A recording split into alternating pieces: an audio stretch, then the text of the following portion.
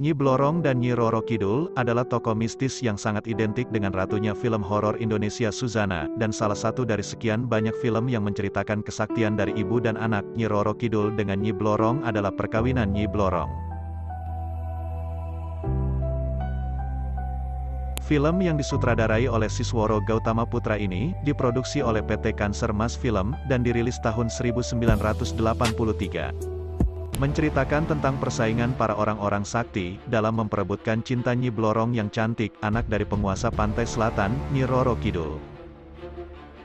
Maka tak perlu berlama-lama lagi, mari kita simak keseluruhan ceritanya. Namun sebelumnya tak bosan saya mengingatkan untuk terlebih dahulu Anda like dan subscribe channel ini, agar semakin sering kami merangkum cerita dari film-film nostalgia Indonesia.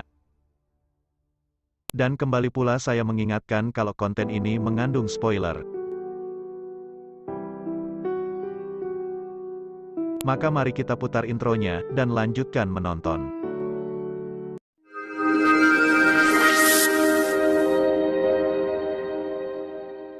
Cerita dimulai di medan peperangan, di mana tengah terjadi pertarungan antara para raja dan pangeran yang berilmu tinggi untuk memperebutkan putri Nyi Blorong yang cantik lagi sakti, anak dari penguasa Laut Kidul, Nyi Roro Kidul.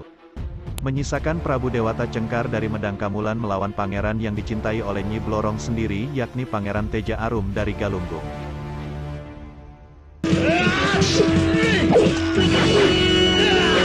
Peperangan tersebut akhirnya dimenangkan oleh Prabu Dewata Cengkar. Maka setelah peperangan usai, dengan membawa kepala dari Pangeran Teja Arum, sebagai bukti kemenangannya, Prabu Dewata Cengkar mendatangi istana kediaman dari Nyi Blorong. Dengan angkuh, Prabu Dewata Cengkar menagih janji untuk menikahi Nyi Blorong sebagai hadiah kemenangannya.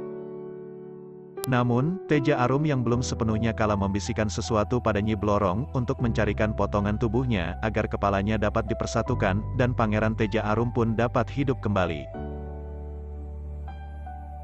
Dan untuk mengabulkan permintaan Pangeran Teja Arum, Nyi Blorong pun mengelabui Prabu Dewata Cengkar dengan memerintahkannya mencari potongan tubuh Pangeran Teja Arum, dengan alasan untuk dijadikan sebagai pelengkap mas kawin.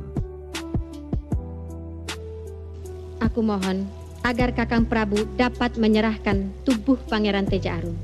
Maka dengan pertimbangan dari Ki Sentanu penasihat kerajaan Medangkamulan, Prabu Dewata Cengkar pun mengabulkan permintaan Nyi Blorong, dan mulai mencari keberadaan potongan tubuh Pangeran Teja Arum. Di tengah pasukan Prabu Dewata Cengkar mencari potongan tubuh Pangeran Teja Arum, seorang perempuan bernama Bayu Geni mencuri potongan kepala Teja Arum dan membawa ke sebuah gua tempat persembunyiannya, di mana di sana sudah menunggu anaknya, seorang gadis cantik bernama Layung Sari yang juga mencintai Pangeran Teja Arum. Bayu Geni bermaksud menyatukan ilmu Malibaya yang dimilikinya dengan ilmu Wijaya Kusuma milik Teja Arum, dengan menghidupkan kembali Teja Arum dan menikahkannya dengan Layung Sari. Bayu Geni dapat mengendalikan mereka berdua dan mengubah mereka menjadi buaya-buaya sakti yang diharapkan dapat membunuh Nyi Roro Kidul. Dengan begitu Bayu Geni dapat membalaskan dendam lamanya pada sang penguasa Laut Kidul tersebut.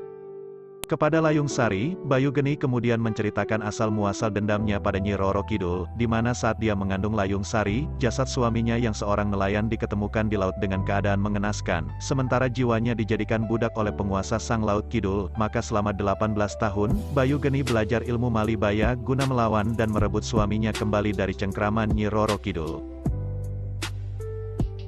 Teja Arum akhirnya dapat dihidupkan, dengan menyatukan kembali kepala dengan tubuhnya yang terpisah, sementara pasukan Dewata Cengkar yang tidak dapat menemukan apa yang dicarinya, berencana mendatangi kediaman Bayu Geni yang mereka kenal sebagai dukun ilmu hitam yang sangat sakti, dan pasti dapat mengetahui keberadaan baik tubuh, maupun potongan kepala Teja Arum.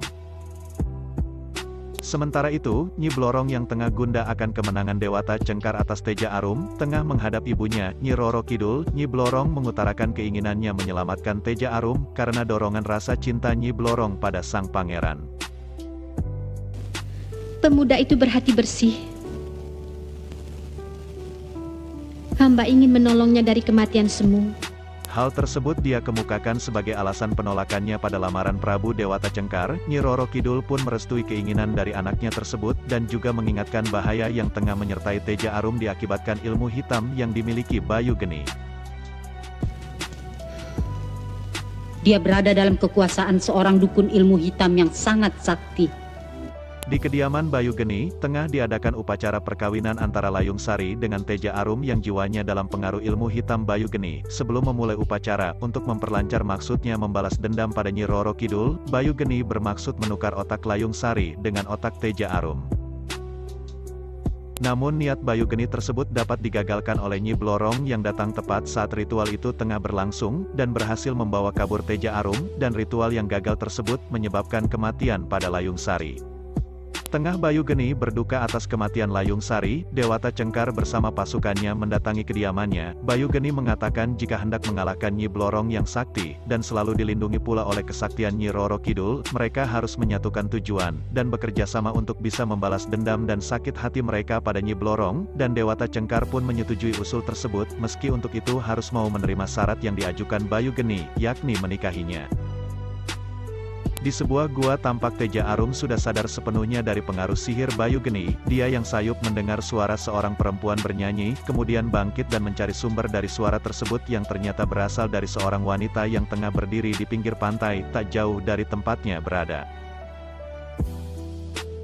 Wanita itu kemudian mengenalkan dirinya bernama Wulan. Wulan mengatakan kalau dia menemukan Teja Arum di depan gua, tempat di mana dia tinggal. Teja Arum pun mengucapkan terima kasih atas pertolongannya, dan menanyakan identitas sebenarnya dari wanita itu. Nama saya Teja Arum. Kamu siapa?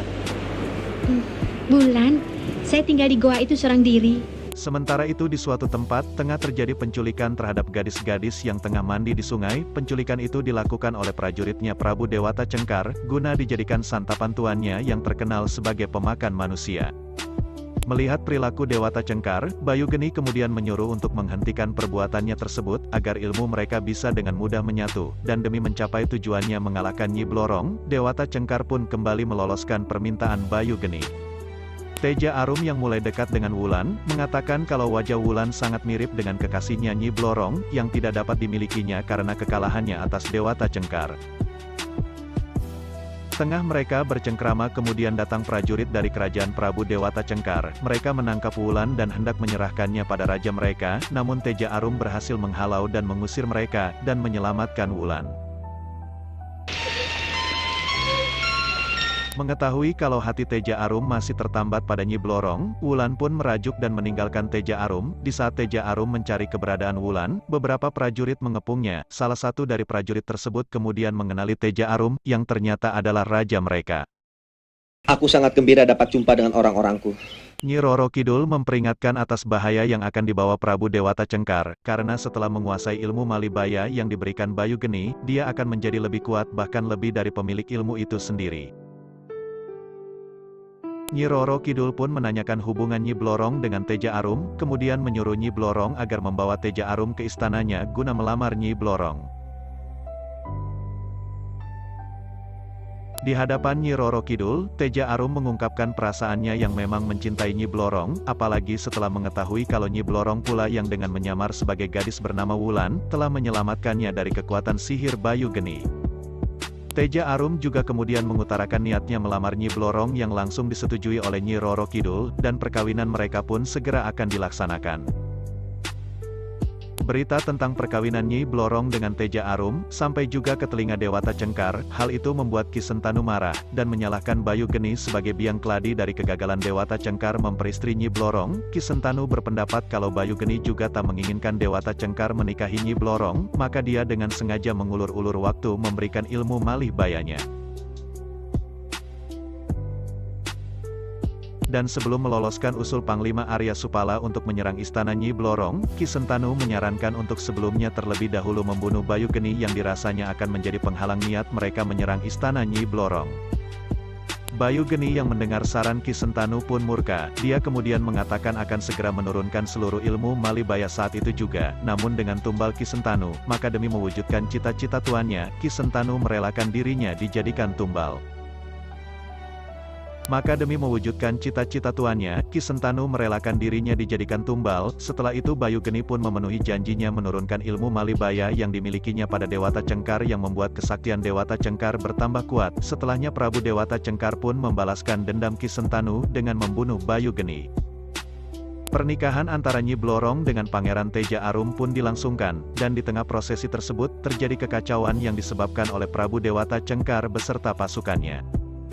Pertempuran pun terjadi antara pasukan Dewata Cengkar melawan pasukan Nyi Blorong. Pangeran Teja Arum tak tinggal diam, dia menyerang Prabu Dewata Cengkar yang memang sudah lama ingin dia kalahkan, mengingat kejahatannya pada manusia yang sudah tidak bisa ditolerir lagi. Namun kekuatan Dewata Cengkar yang bertambah dengan ilmu Malibaya yang dia dapat membuat Teja Arum kewalahan. Nyi Roro Kidul pun membantunya dengan memberikan 2 butir telur ular sakti yang merubah Teja Arum menjadi raksasa dan akhirnya dapat menghancurkan kekuatan Prabu Dewata Cengkar. Namun setelahnya, wujud raksasa Pangeran Teja Arum tidak bisa segera dirubah kembali menjadi manusia. Nyi Roro Kidul pun memerintahkan Teja Arum untuk melakukan semedi selama 350 tahun, guna mengembalikan wujud manusianya. Dengan berat hati, Nyi Blorong pun terpaksa melepaskan Teja Arum sesuai titah dari ibunya Nyi Roro Kidul dan berjanji akan menunggu sampai Teja Arum kembali, dan cerita pun berakhir. Demikian alur cerita dari film Perkawinan Nyi Blorong. Mohon maaf apabila ada salah dalam penyampaian. Saran, kritik, dan request tetap kami nantikan demi kemajuan channel ini. Sampai jumpa dan salam nostalgia.